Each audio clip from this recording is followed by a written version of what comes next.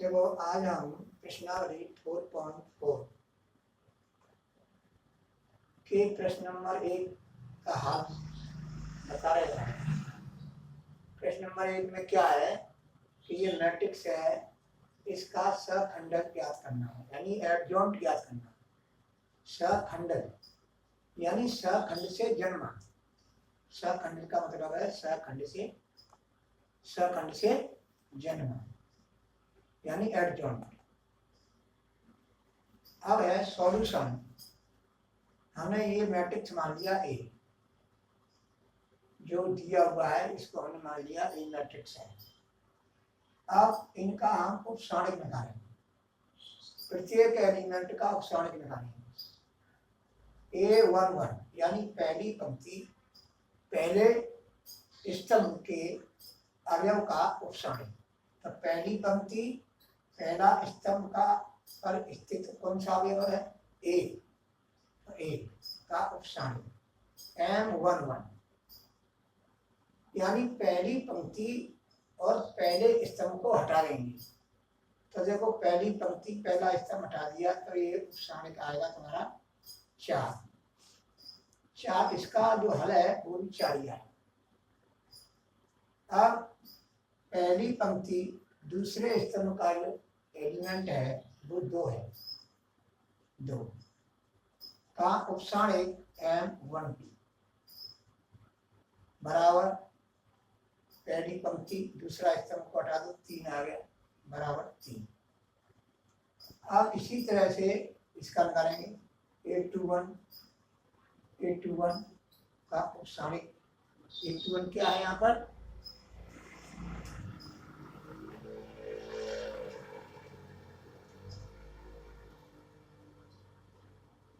A21 है तुम्हारा 3 और A22 बराबर 4। अब देखो A21 बराबर 3 यानी दूसरी पंक्ति पहला स्तंभ का है, ये जो है 3 का उपसारणिक। तो ये कैंसिल तो कितना हो गया? 2। 1/1 ऑर्डर का उपसारणिक है, इसका हल हो जाएगा तुम्हारा। A22 बराबर 4 यानी दूसरी पंक्ति दूसरे स्तंभ में स्थित अगर कौन सा है? 4। तो 4 का उपसारणिक M22 यानी दूसरी पंक्ति दूसरे स्तंभ का उपसारणिक। तो दूसरी पंक्ति और दूसरा स्तंभ कैंसिल कर देंगे तो ये बराबर। अब सखंड ज्ञात करेंगे इनकी। इसका सखंड ज्ञात करेंगे A11 यानी इनको जोड़ देते हैं, -1 पे घात बन जाती है इंटू M11। तो -1 का वर्ग करेंगे तो 1 आएगा गुणा M11 का मान कितना? 4 लिख दिया बराबर 4। A11 का मान आ गया 4। A12 यानी पहली पंक्ति दूसरे स्तंभ का अवयव का सखंड। तो 1 और 2 3 तो -1 पे घात 3 M12 -1 पे घात 3 है तो इसका -1 गुणा M12 3 बराबर -3। अब ऐसे ही A21 दूसरी पंक्ति पहले स्तंभ का अवयव का सखंड -1 पे घात 3 M21 इनमें मान रख देंगे तो -2 आ जाएगा। A22 दूसरी पंक्ति दूसरे स्तंभ में स्थित अवयव का क्या? सखंड। तो बराबर -1 पे घात 4 M22 बराबर -1 पे घात 4 1 बन जाएगा M22। तो देखो M22 का है 1 लिख दिया बराबर 1। सखंडों से बना आयु इस तरह से प्राप्त हो जाए। तो एडजॉइंट ए सखंडों से बने आयु को हम ट्रांसपोज करेंगे, टी लिख दिया मैंने, ट्रांसपोज या जगह पर डैश लगा सकते हैं, बराबर पंक्तियों को स्तंभों में और स्तंभों को पंक्तियों बदल दो। यानी पहली पंक्ति है तो पहला स्तंभ बना दिया, दूसरी पंक्ति है तो दूसरा स्तंभ बना दिया। इस तरह से हमें एडजॉइंट ए प्राप्त हो। अब 2x2 क्रम के आयु का एडजॉइंट निकालने का शॉर्टकट मेथड। अब 2x2 ऑर्डर का कोई आयु दिया हुआ है तो इसमें हम क्या करते हैं कि इसको परस्पर बदलिए, यानी इसको उठा करके यहाँ रख दिए और इसको उठा करके यहाँ रख दिए, और इनके जो है चिन्ह बदलिए। प्लस का तो माइनस करना है और माइनस का प्लस करना है। यहाँ पर तो प्लस है, ये भी प्लस है और ये भी प्लस। तो एडजॉइंट ए 4 यहाँ पहुंचा दिया, 1 यहाँ है, इनके चिन्ह बदल दिए, -3 -2। तो इस तरह से जो प्राप्त होता है आयु वो एडजॉइंट ए होता है। देखो अब प्रश्न नंबर 2 है, ये 3x3 ऑर्डर का है, इसका सहखंडज हमको ज्ञात करना है। पहले हमने 2x2 ऑर्डर का था, अब ये 3x3 ऑर्डर का है। इन सभी अवयवों के हम क्या निकालेंगे, उपसाणिक निकालेंगे, फिर सहखंड निकालेंगे। अब डायरेक्ट सहखंड भी निकाल सकते हैं। तो समझो A11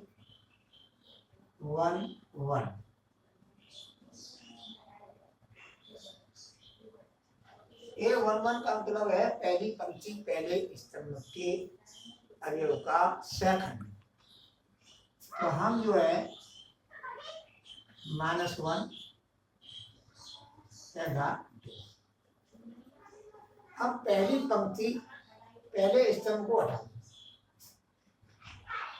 तो ये हो जाएगा 3 0 5 1। हमने ये हटा दिया, तो ये उपसाणिक बचा 2x2 ऑर्डर का। अब इसको हम हल करेंगे तो 1 गुणा 3 -0 बराबर 3 A12 -1 के घात 3। अब पहली पंक्ति और दूसरा स्तंभ हटाएंगे, पहली पंक्ति दूसरा स्तंभ हटाएंगे।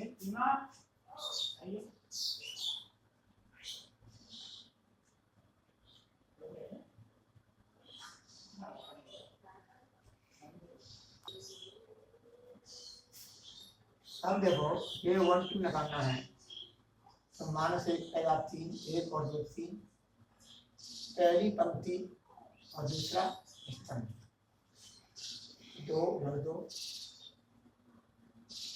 दूसरी पहली पंक्ति और दूसरा स्तंभ। देखो पहली पंक्ति ये हो गई है, दूसरा स्तंभ 2 और 2 5 1।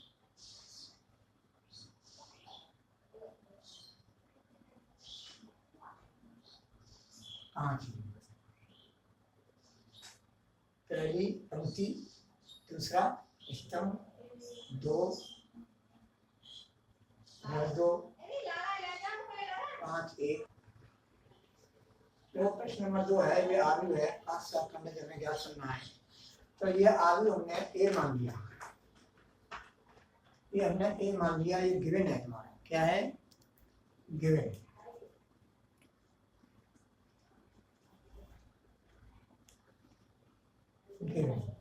अब इसके हर अवयव के हमने सहखंड ज्ञात किए, डायरेक्ट ज्ञात किए, क्योंकि ये जो 2x2 ऑर्डर के जो उपसाणिक दर्शाए गए हैं इसमें, ये उपसाणिक नहीं है, डायरेक्ट हमने सहखंड ज्ञात किए हैं एलिमेंट। तो A11 -1 का वर्ग, तो पहली पंक्ति पहला स्तंभ ये हटा दिया, ये हटा दिया, 3051 3051। अब इसका जो है 2x2 ऑर्डर का डिटरमिनेंट है, इसको हल करेंगे, -1 का वर्ग करेंगे तो ये हो गया, गुणा इसको हल करेंगे 3 - 0, अब इसको हल करेंगे 3। अब A12 बराबर -1 पेगा 3। तो पहली पंक्ति और दूसरे स्तंभ को हटाने के बाद ये उपसरण बनेगा। इसको जब हम हल करेंगे तो ऋण 12 हो जाएगा, जो मैंने पहले बताया है। इसी हिसाब से A13 बराबर -1 पेगा 4, 1 और 3 4 हो गए। फिर पहली पंक्ति तीसरे स्तंभ को हटाने के बाद ये उपसरण बनेगा। फिर इसको हल ऋण 1 पेगा 4 है तो 1 लिख दिया, गुणा 0 + 6 बराबर 6। A21 बराबर -1 पेगा 3। अब इसी तरह से जो मैं बता रहा हूं कि दूसरी पंक्ति पहले स्तंभ को हटाने के बाद ये उपसरण बनेगा, इसको हल करेंगे तो ये प्राप्त हो जाएगा। दूसरी पंक्ति दूसरे स्तंभ को हटाने के बाद उपसरण ये बनेगा, ये -1 पेगा 4 हो जाएगा। इसको हल करेंगे तो यहाँ पर हमने बता दिया है, हल भी कर दिया है। अब 823 ऋण बराबर ऋण 1 पेगा 5। अब दूसरी पंक्ति तीसरे स्तंभ को हटाने के बाद ये उपसरण बनेगा, इसका हल ये आएगा, इसका हल ये आएगा, इसको दोनों को हल करेंगे। अब A31 तीसरी पंक्ति पहले स्तंभ को हटा देंगे, उपसरण बनेगा, -1 पेगा 4 हो जाएगा, इसको जब हल करेंगे तो -11 हो जाएगा। A32 -1 पेगा 5 तीसरी पंक्ति दूसरे स्तंभ को हटाने के बाद उपसरण के बनेगा, -1 पेगा 5 है तो -1 गुणा इसका हल ये हो गया। अब इसको जो हल करेंगे तो ये प्राप्त हो जाएगा। A33 बराबर -1 पेगा 6 यानी 3 और 3 6। और तीसरी पंक्ति तीसरे स्तंभ को हटाएंगे तो उपसरण बनेगा। अब -1 पेगा 6 है तो 1 हो गया, इसको हल करेंगे तो ये प्राप्त हो जाएगा,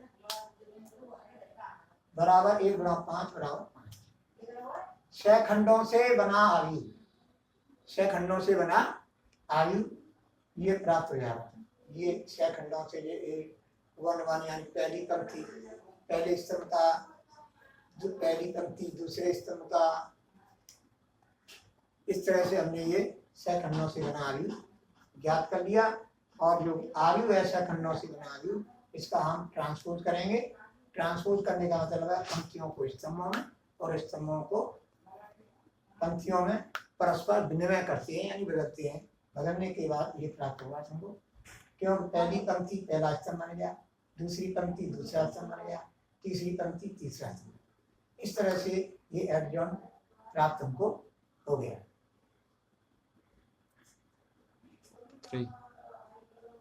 अब सॉल्यूशन है, हम पहले लेंगे हम एडजॉइंट निकालेंगे, एडजॉइंट ए।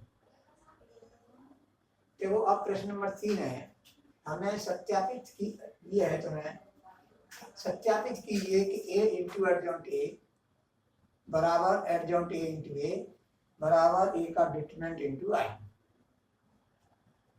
ये हमको सत्यापित करना है, यानी हमको सिद्ध करना है। यदि ए ये दिया हुआ है 2x2 ऑर्डर का मैट्रिक्स, तो एडजॉइंट ए शॉर्टकट मेथड से निकाल लेंगे, इसको यहाँ पहुंचा देंगे और 2 को यहाँ ले जाएंगे, इनके चिन्ह बदल देंगे, -3 by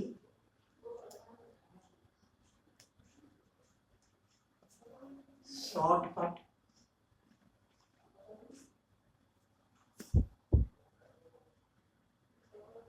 math, by shortcut math. अब पहला भाग है तुम्हारा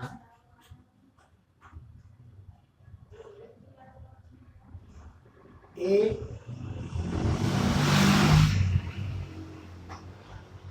एडजॉइंट इक्वल टू, अब इनके मान रखेंगे ए का और एडजॉइंट ए का, तो 2 ऋण 4 3 ऋण 6 और फिर इसका गुणा करेंगे हम एडजॉइंट ए, ये मान रखेंगे ऋण 6 4 ऋण 3 2।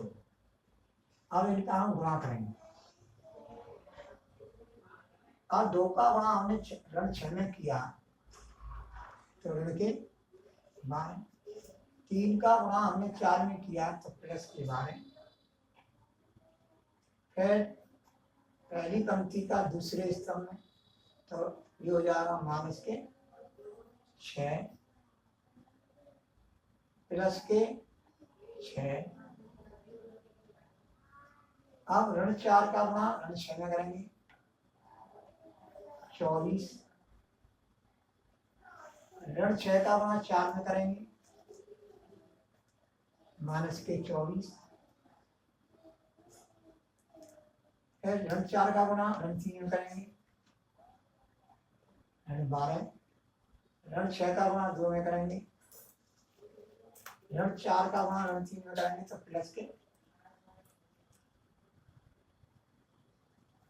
12।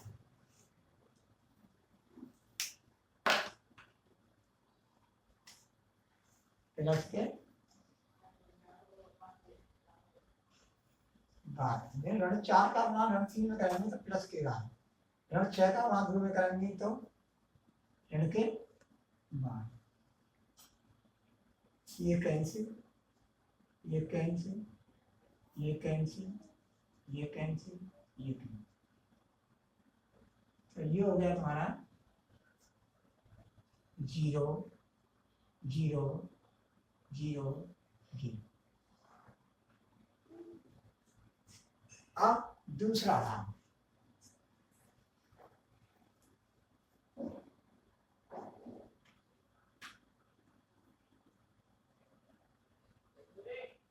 Adjoint A into A, adjoint A ये है तो माइनस के 6 4 माइनस के 3 2 2 3 माइनस के 4 माइनस के 6। और इसी तरह से इनका गुणा करेंगे पहली पंक्ति का पहले स्तंभ में तो ऋण 12 धन के 12, जब ऋण 3 गुणा ऋण 4 करेंगे धन के 12, अब ऋण 6 का गुणा 3 में करेंगे ऋण के 18, ऋण 3 का गुणा ऋण 6 में करेंगे तो प्लस के 18। अब दूसरी पंक्ति का आ जाओ, दूसरी पंक्ति का पहले स्तंभ में तो 4 दूनी 8, 2 गुणा ऋण 4 माइनस के 8, 4 गुणा 3 12, 2 गुणा ऋण 6 ऋण 12, तो ये कट गए बराबर 0 0 0 0। ये आया। अब तीसरा भाग,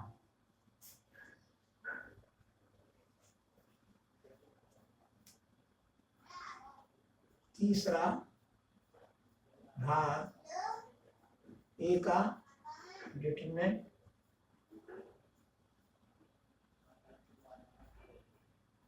आई, ए का डिटरमिनेंट, ए का डिटरमिनेंट यहां से ए का डिटरमिनेंट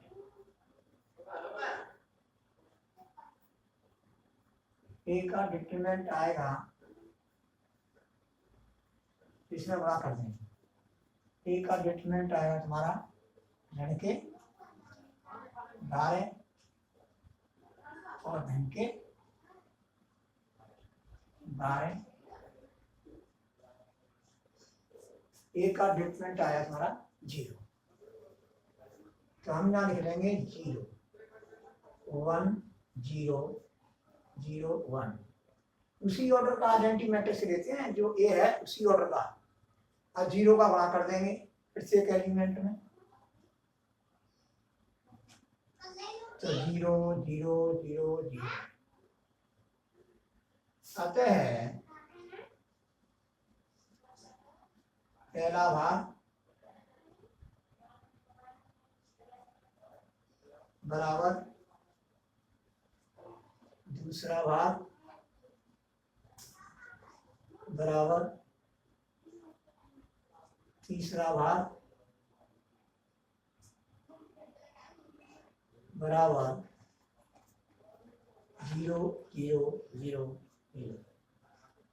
यानी दोनों भागों के मैट्रिक्स एक ही बन रहा है, शून्यावली। क्या बनना है? शून्यावली।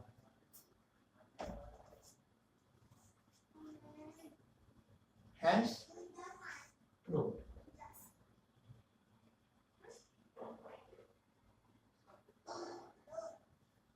Hence proved.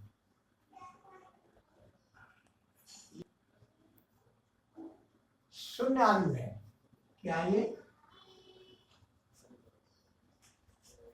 तुम आप समझेगा ये शून्य है, केवल शून्य है, संख्या है, संख्या नहीं है, आयु है।